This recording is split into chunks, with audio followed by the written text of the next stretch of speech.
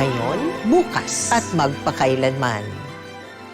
Ang tunay na pagmamahal, kahit gaano pa kalayo, katagal na nagkahiwalay, gagawa at gagawa ng paraan ang tadhana upang sila'y magkitang muli. O naniniwala ba kayo dyan? Hindi lang sa kung paano kayo nahulog sa isa't isa, kundi kung gaano kayo katagal na natili sa piling ng isa't isa sa gitna ng mga pinakamatitinding pagsubok. Isang dating sikat na child star ang naghintay ng matagal sa babaeng pinakamamahal. Pero isang hindi inaasahang pangyayari ang nagbago sa lahat. Sa episode nating pinamagatang Reunited in Love, the Fred Moore and Jennifer De Los Santos love story. Humihingi ng saklola mula sa bubong ng kaninga nilang mga bahay. Tututusin, hindi gaano malakas ang talakhangin ng Bagyong Undoy, pero nagpatindi sa epekto ng bagyo. And the best child actor is Fred Moore de los Santos.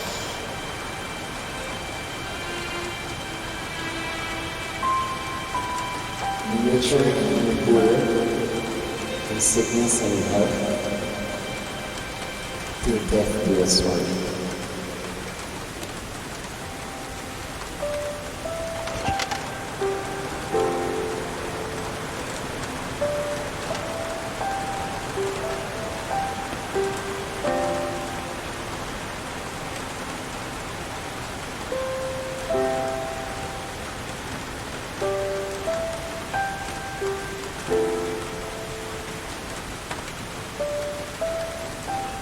Red! Bro, hindi ka pa Ang lakas ng hangin! Ang bilis ng pagtaas ng tubig, kailangan na natin umalis. Nakakausap ko na ang tito mo sa Cebu. Tatanggapin nila tayo doon. Pa, ayaw kong iwan tong bahay natin. Dito na ako lumaki. Dito na ako nakapag-artista. Dito na ako nag-asawa. Bahagi na to ng buhay ko, pa. Fred! Anak, matagal nang namayapa ang asawa mo. Paano matatahimik ang kaluluwa niya kung ayaw mo siyang palayain? Pati na yung nakaraan mo, anak. Malungkot mang isipin na matagal na panahon na ang dumaan mula nang naging best child actor ka. Eh, panahon na para mag-move on ka, anak. Huh? Sige na. Tara na po. Ay, Diyos ko! Sige na, dahil mo na to, dali!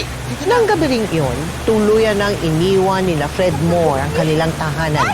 Pagkatapos humupa ng baha at lumisan na ang bagyong Ondoy, lumipad na sila papuntang Cebu. Dito na sila nag-umpisang muli bilang isang pamilya. Sa kabutihang palad na may nakahanap agad ng panibagong trabaho si Fred dito.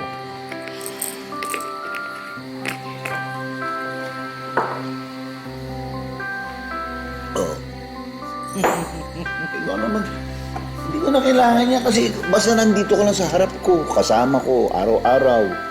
Ikaw na ang maintenance. Basta inumin mo. Kailangan natin gawin. Oh. Kaibigan ng pampalakas at inspirasyon itong anak natin. Bakit naman ako napasok dyan sa usapan niyo? Linga dito. Fred, ikaw bata ka pa. Ayaw mong maging maligaya. Ba't di ka mag-asawa muli?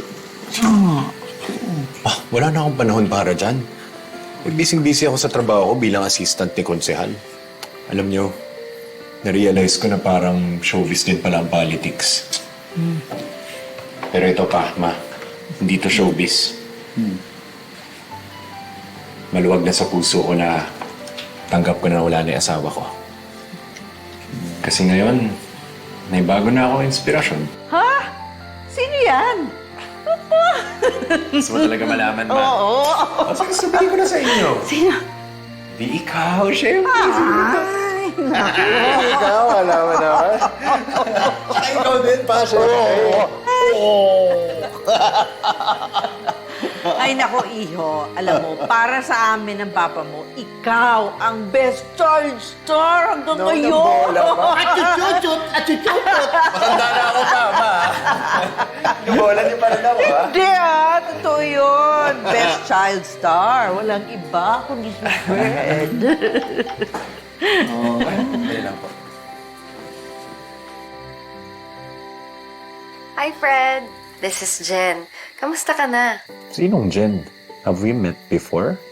Anak, sino yung nag-chat sa'yo? Bakit sambakol yung mukha mo?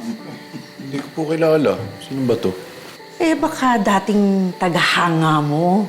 Babae ba? Naku, bakit hindi mo i-entertain, ha?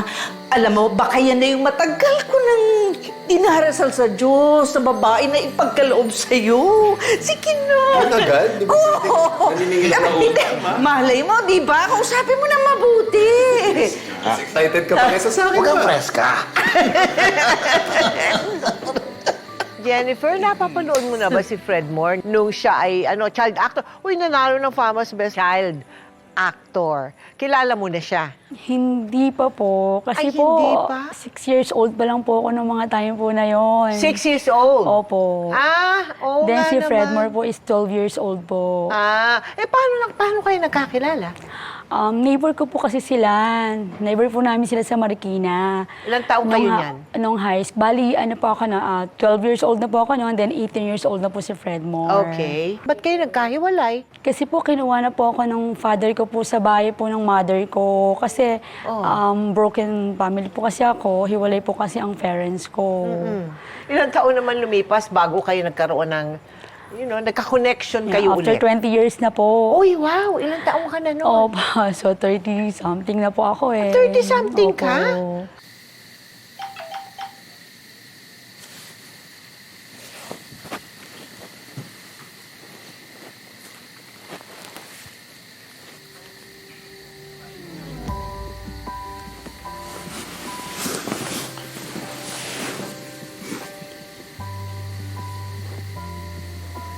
Hello again. I'm Jennifer. Remember me? I'm here in Dubai now. Siguro di man ako matandaan, no? Ako yung explain mo nung high school. At ikaw naman yung totga ko. The one that got away. Jennifer? Of course, Jen. Naalala kita. Kamusta na? Ano nangyari sa'yo? Bigla ka na lang kasi nawala nun. Masasawi kung ikaw ay tumating na buhay muli mga Kinuha na kasi ako ni Mami noon kay Lola. By the way, binalakhan kita sa studio. Nanonood ako dun. Di ba Friday member ka sa That's Entertainment? Tapos nalaman ko dun na may GF ka at nag-asawa ka na.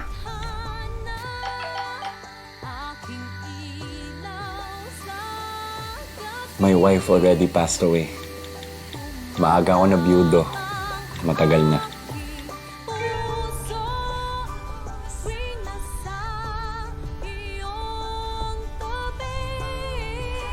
I'm sorry to hear that. Eh ikaw, kamusta ang buhay may asawa? Kasama mo ba siya dyan sa Dubai?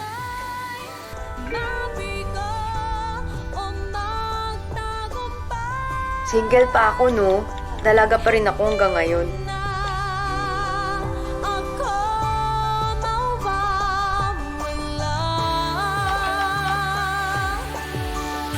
Ngayong nahanap na.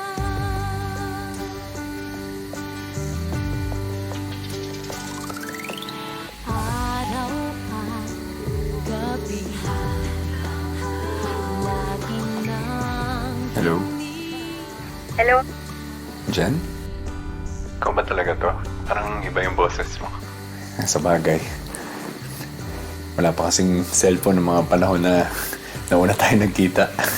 Oo nga, hindi pa nga uso yung phone nun. Alam mo siguro kung uso na nun, makapagpaalam siguro ko sa'yo nun. Hindi tayo maghihiwalay siguro, no? Well, siguro. Pero baka nakatadhana na talaga yun. Kasi di ba, habang panahon ay lumipas pero eto magkausap pa rin tayo nga, nag-connect pa rin tayo sa social media. At isa pa, dalaga ka pa rin. At binata naman ulit ako. Eh, Baka tayo talaga para sa isa't isa.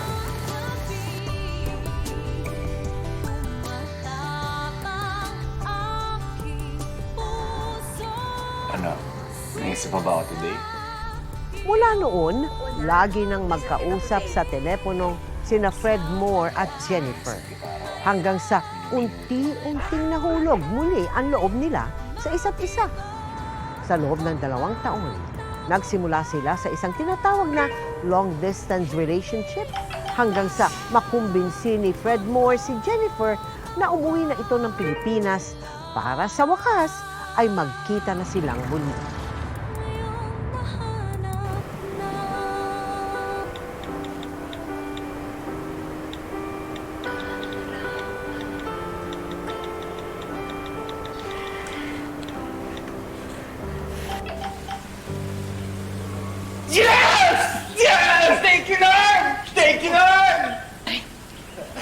Ano? Tumama ka sa loto? Higit pa sa tumama sa loto pa! Ha? Ano? Bakit? Surprise! Ano nangyari? Ano yun?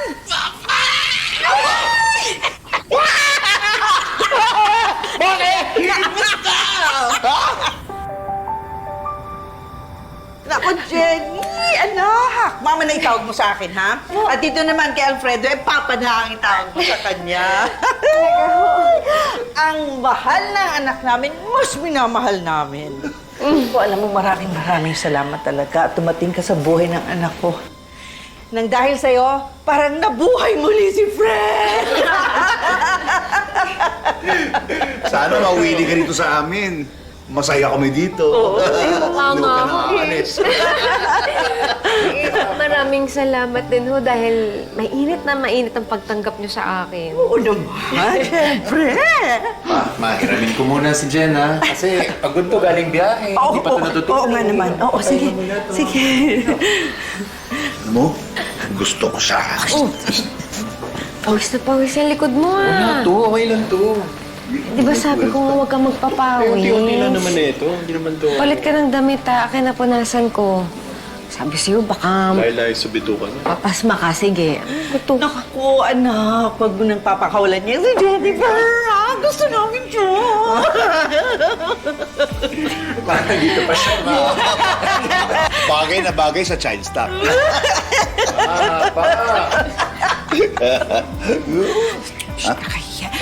Sandali lang, maghahanda kami ng merienda para sa'yo, ha? Salamat po. Sige ho.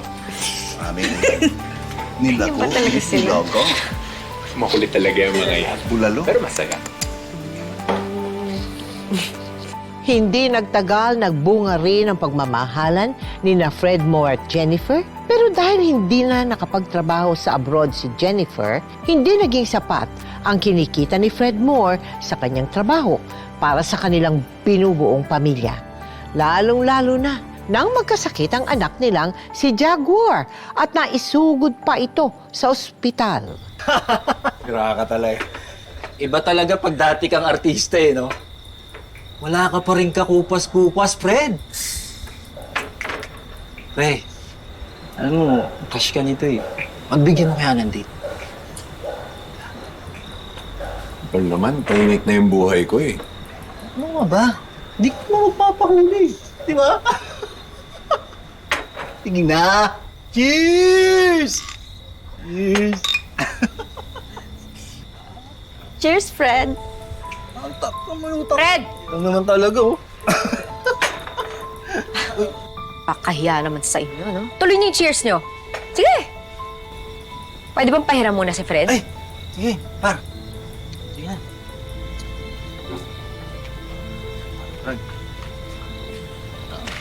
Kamusta pala si Jaguar? Aso naalala mo palang may anak tayong nasa ospital. Ayun! Kailangan salina ng dugo dahil kumalat na yung dengue sa katawan niya eh. Napantay ko pa si Mama dahil akala ko dumidiskarte ka na sa pera. Pero ayan, nagiinuman. Paglandian ka pa sa babaeng yan. Han! Nahiya kasi ako kay paring Edmond. Sabi niya paperamin daw niya ako ng pera.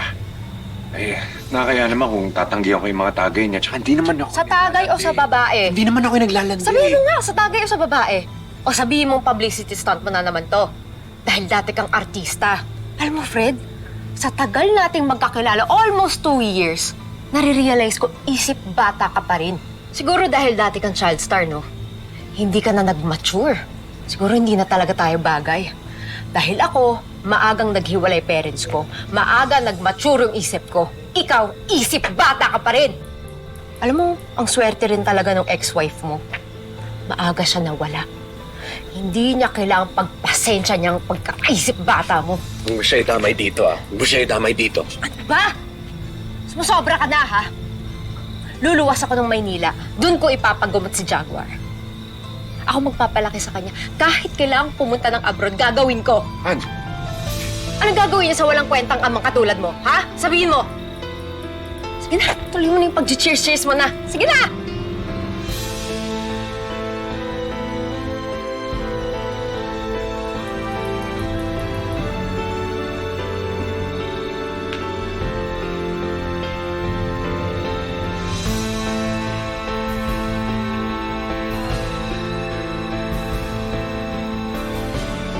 Nagalit po ako sa kanya nung time po na yun eh. Doon po yung time na naghiwalay na po kami at bumalik na po ako sa naghiwalay Maynila. kayo? Opo. Okay.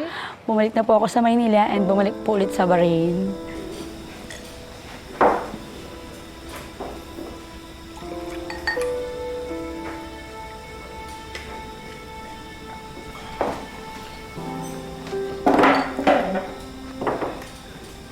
Hoy!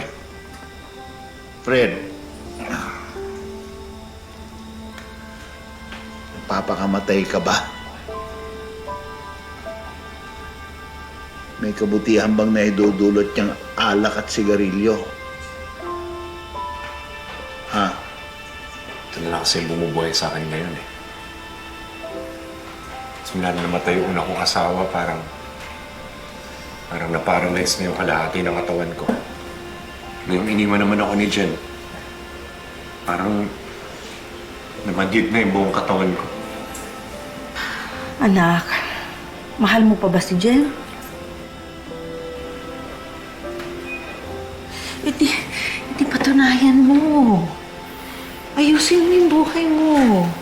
Tapos suyuin mo siya. Pag uwi niya ulit dito sa Pilipinas, puntahan mo. Sunduin mo sila ng anak mo. Oh. Paano ko gagawin yun?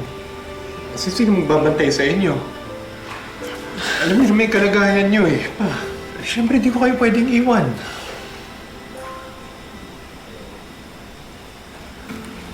Fred, mas hindi namin kaya ng papa mo na makita kang ganyan. Ha? Huwag kami ang laging iniisip mo. Matagal mo na kaming laging inuuna kesa ang kapakanan mo. Anak, hindi ka na child star. Dapat mas mature ka na. Kasi ama ka na ka nun.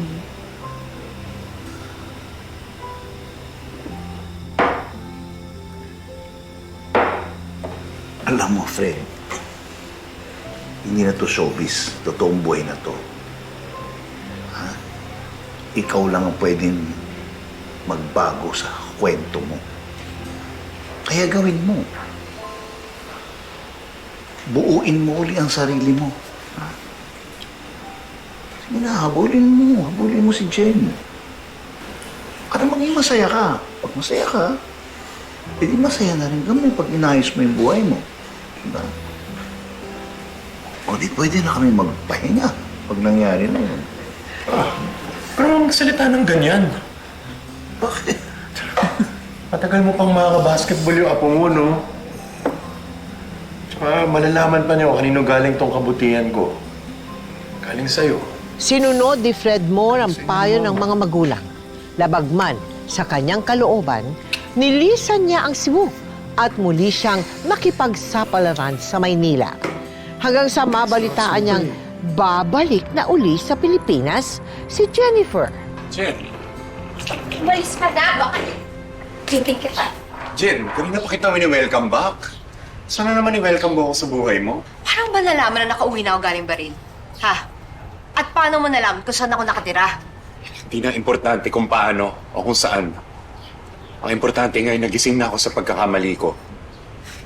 Tumatayo ulit ako sa pagkakadapa ko. Jen, walang kwenta yung buhay ko pag wala ka. Pag wala kayong Jaguar. Puro salita. Wala ka namang gawa. Alam mo, para ka nasa pelikula. Puro dialogue, puro pambobola. Wala na tayong dapat pag-usapan, di ba? Jen! Jen! Jen, please naman. Jen, pinipilit ko magbago para sa'yo. Para kay Jaguar. Ayoko naman lumaki siya na magkahiwalay yung mga magulang niya. Gaya na nangyari sa'yo. Jen, gusto kong maging responsableng ama. Sa katunayan, kausap ko yung dati kong talent manager. Meron daw project para sa akin. Medyo maliit nga lang yung role, pero okay lang. Babalik ako sa pag-aartista. May kikitain na tayo ulit. Para masustentuhan ko na kayo. Magsisikap ulit ako para sa atin. Jen, ang pinaka-importante ngayon, balikan mo na lang ako. Han, patawarin mo na ako sa lahat ng pagkukulang ko. Hindi ko na ito gagawin ulit. Ngayon, pag ginawa ko pa ito, maiintindihan ko kung ayaw mo na ako makausap, kung ayaw mo na ako makita.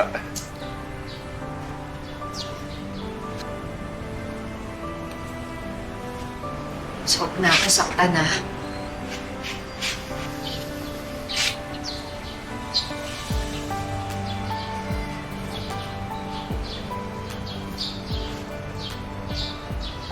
Kasabay ng kanilang pagbabalikan, tagumpay ring nakabalik sa pag-aartista si Fred Moore. Sunod-sunod ang mga projects at taping niya sa GMA noon. Hindi alintana ni Fred Moore ang puyat at pagod. Mabigyan lang ng mas magandang kinabukasan ang kanyang asawa't anak. Hanggang sa... Han, kamusta ka dyan sa trabaho mo? Aga ka ba makauwi? Okay naman ako, Han. Medyo gagabihin lang ako dito, sunod-sunod eksena ko. Ay, ikaw na muna bahala kay Jaguar. Ikaw na lang maghatid sa kanya, ako na lang magsusundo. O, nagpalit ka na ba ng damit? Baka mapulmonya ka niyan. Palit ka kagad, ha? Oo na, huwag ka na mag-alala sa akin. Ako nang bahala. Sige na, Han. Love you. Love you too.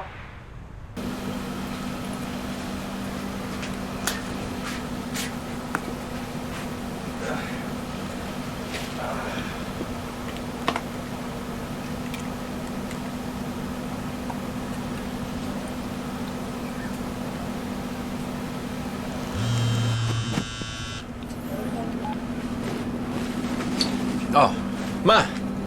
Anak, wala na papa mo. Sana makauwi ka sa Cebu. Wala na papa. Iniwan na tayo.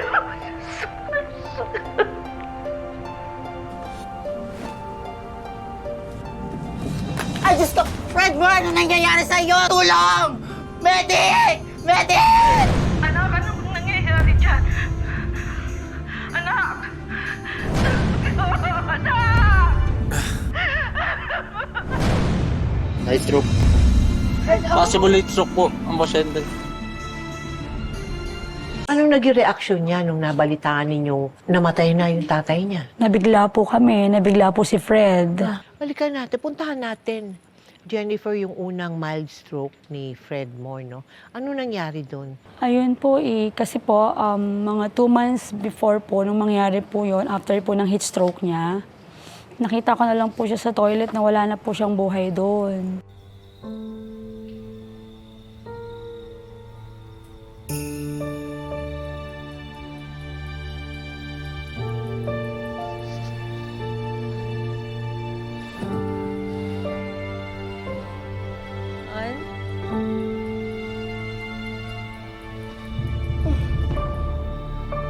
Han.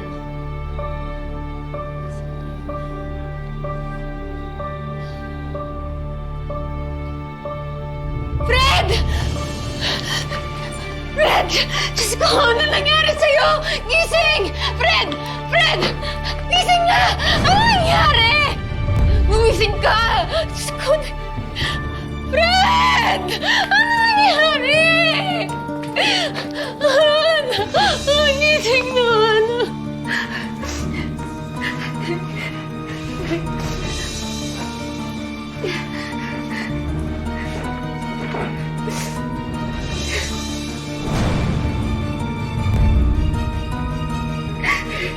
Gising!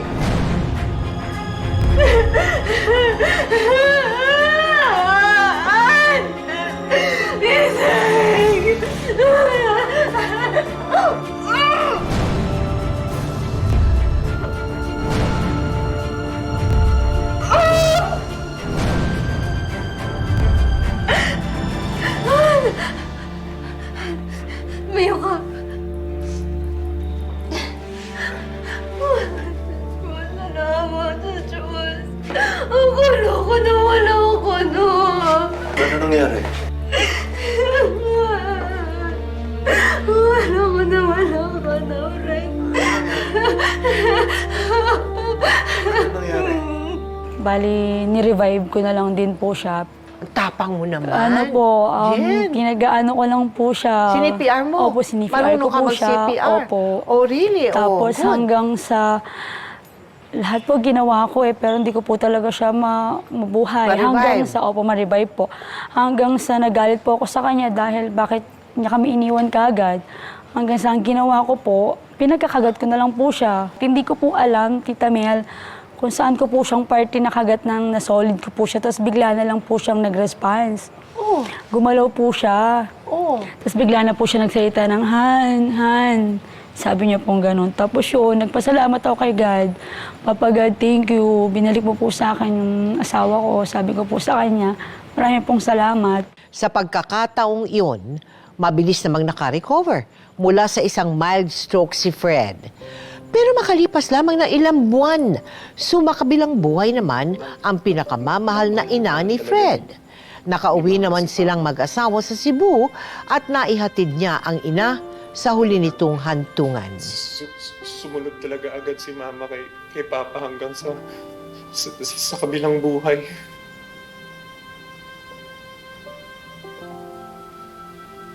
Han, ikaw ba? Sasamahan mo ba ako kahit saan? Hindi mo rin ba ako iiwan? Han, huwag ka naman magsalita ng ganyan. Wala namang masamang mangyayari sa'yo eh. Ha? Papandihan kita para hindi ka na magka-stroke. Sa alagaan mo din sarili mo, ha?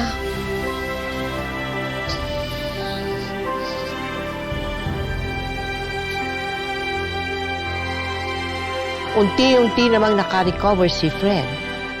Normal na ulit ang kanyang pananalita, kaya nabigyan siya ng isa pang pagkakataon para makabalik sa pag-aartista. Hanggang sa... Hindi ka na makapagsalita. Kuya, bilisan mo natin. Tulungan niyo si Fred. Tulungan niyo kami, Kuya. Sige na, bilisan niyo. Dito lang ako, Hana. Huwag ka mag-alala. Fred! Kuya, tara na. Sige na, Halika na, Sige na,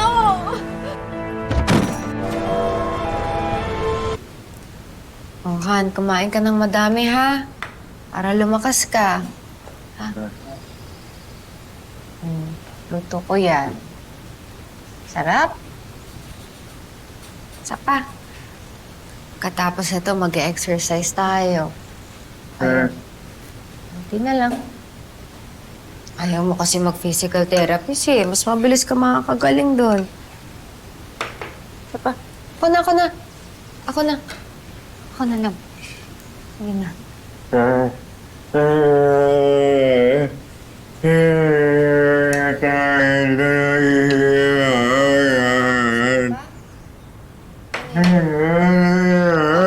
Ano? Ayaw mo na? Anong gusto mo? Hindi ka kasi... Sige na, onti na lang to.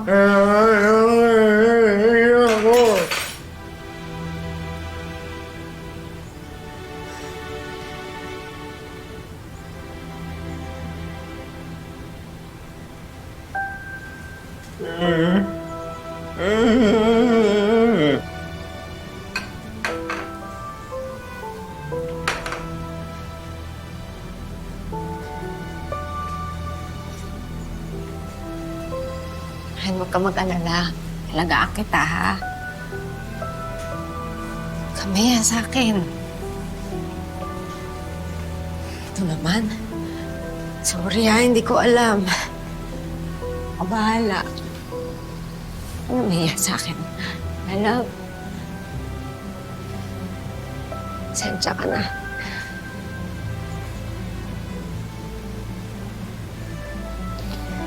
Sensya ka na, Hana. Ilagaan kita. I'm sorry. I'm sorry. Sorry, hon. Okay lang. Okay lang.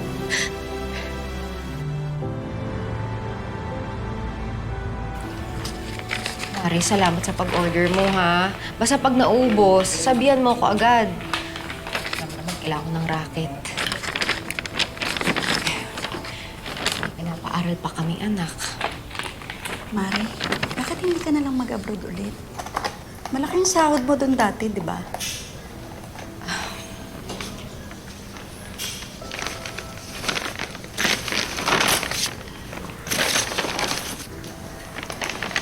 Paano naman si Fred? Obligasyon pa rin ako na alagaan ang asawa ko. Sus, maka-worry naman to. Akala mo naman totoong asawa mo na talaga si Fred. Eh, hindi pa naman kayo kasal, di ba? O siya, sabihan na lang kita ulit kapag order ako, ha? Kapag naubos to. Una na ako, Mare. Salamat. Fred, una na ako.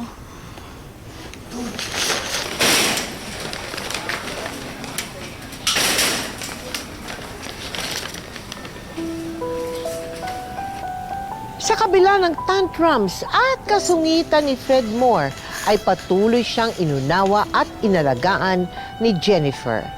Hinding-hindi niya ito pinabayaan at iniwan. Hanggang sa... Han, may sorpresa ako sa'yo. Alam kong miss na miss mo na sila at alam kong miss na miss ka na din nila. Andito yung mga kasamahan mo dati sa That's Entertainment. Sandali.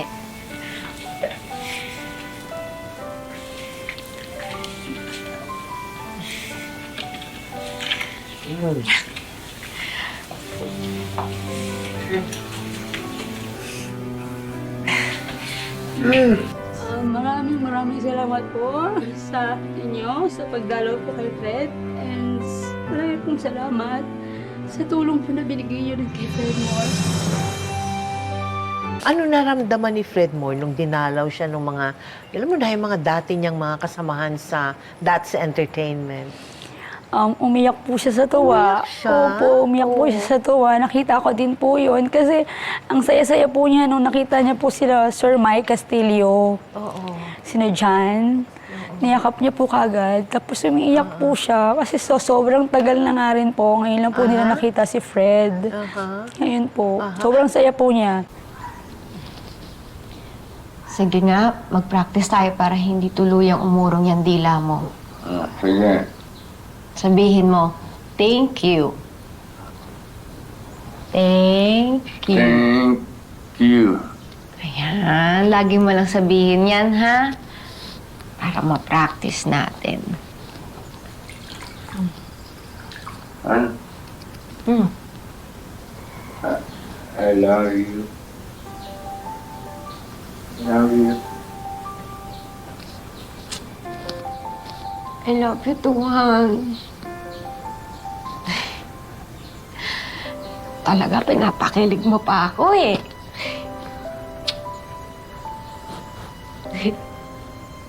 I love you.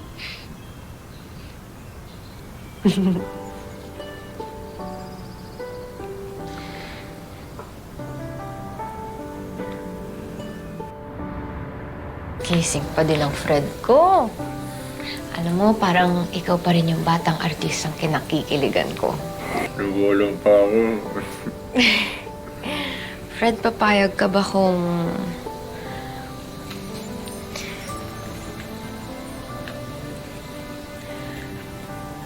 kung magpakasal na tayo? Fred Moore de los Santos. Will you marry me?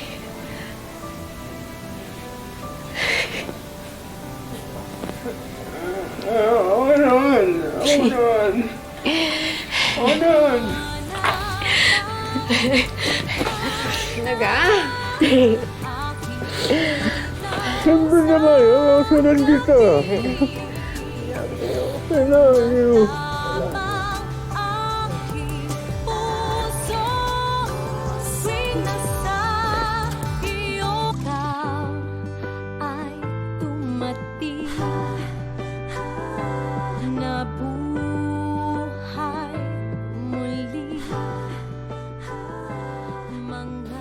Halika na, Han. Magpapahinga na tayo, ha? Ayan.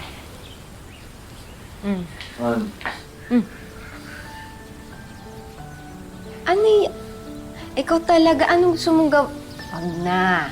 Gusto mo yung vows natin, no? Paawat ako na.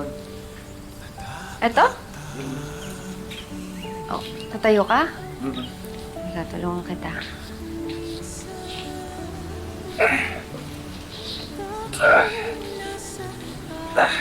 Saglit lang. Sige, Han. Ano ba yun? Wag na. Ako na, Han. Relax ka lang. Ito na. Sige na. Fred, nangangako ako na mamahalin kita sa hirap at ginhawa. Sa kalusugan o sakit man, naniniwala akong gagaling ka. Habang buhay kitang sasamahan. Mamahalin kita magpakailanman. Salamat. Salamat, mahal. Salamat din, Fred, ha. Alam mo, ikaw ang pinakamagandang nangyari sa buhay ko.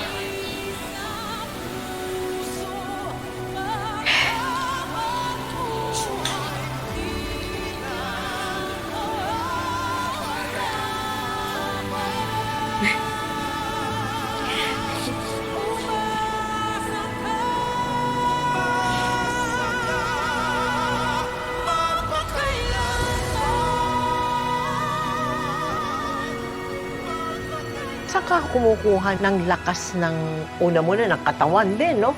Diyan sa pag-aalaga ng isang asawa na parati na lang may sakit, malubha pa. Hindi mga lagnat-lagnat, sipon-sipon lang. Talagang malubha. Saan? Paano ginagawa mo? Kay Papa God po, parati lang po kasi ako nagpipray eh. Oo. Lagi lang po ako nagpipray na gabayan po kami. Ako po, na huwag po ako magkakasakit. Para po sa asawa at anak ko po. Yun lang po yung ginagawa ko. Kahit na sobrang hirap po, nagpipray lang po ako. Talagang meron talagang true love eh. Ano ha? At yun talaga dama mo, no? Opo. Pag naglilingkod ka sa kanya, no? Daman-dama mo. Opo. Thank you very, very much sa Thank you din po, Tita storya Mel. mo sa amin ngayong gabi. Napakaganda. Thank you, Jenna. Thank you din po, God Tita bless Mel. you.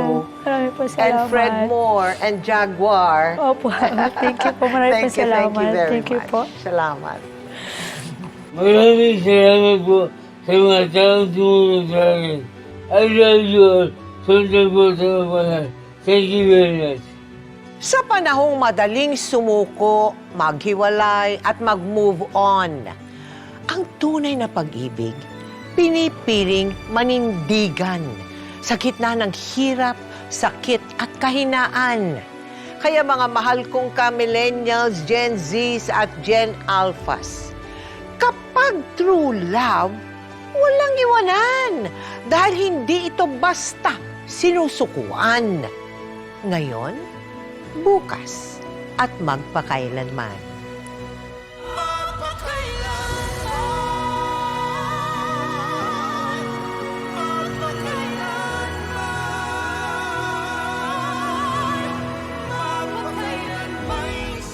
We've only known each other for a very short time. We're even from two different worlds na pinagtagpo ng tadhana. Mahal na mahal kita. Mahal mo rin ba? It's useless for me to admit my feelings for you. I'm going back to Russia. Nalungkot ako. Na-miss pala kita, Eric. I did everything to be here because ialublu tibia. Mahal na rin kita, Eric.